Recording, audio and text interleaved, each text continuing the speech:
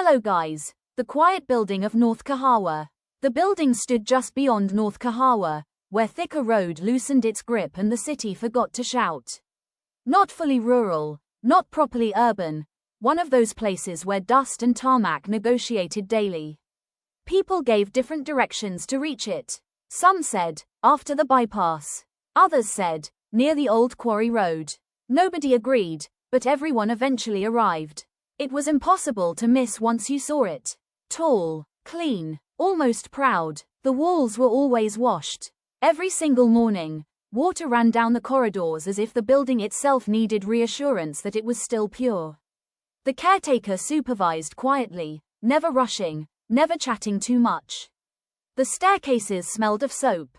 The compound stayed trimmed. No litter, no chaos. Silence lived there, not the uncomfortable kind. At first, the good silence, the kind that reminded people of home villages, of afternoons when nothing demanded attention.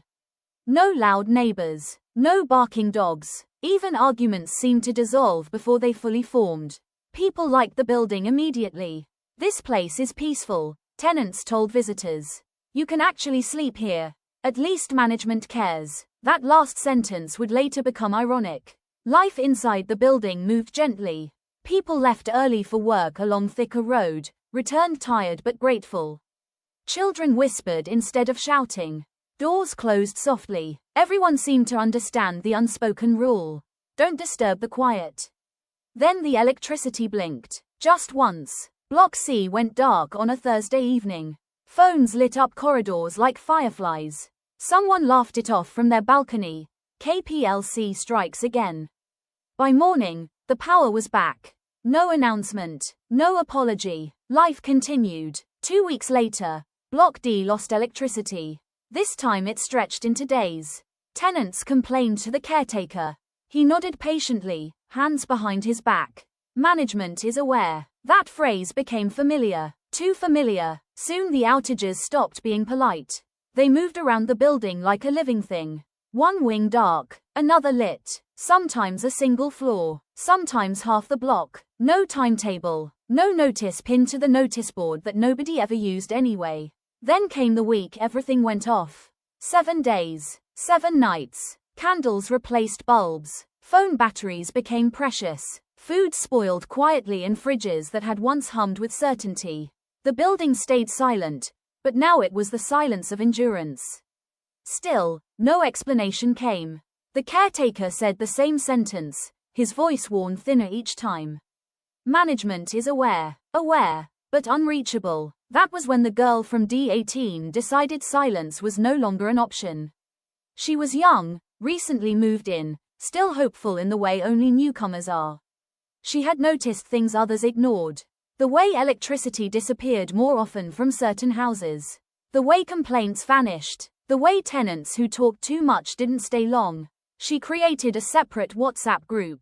Not for greetings, not for jokes, for action. She shared forms, asked people to document outages, unexplained charges, withheld deposits. She mentioned electricity meters that didn't make sense. She talked about tenants who had paid deposits and left with nothing.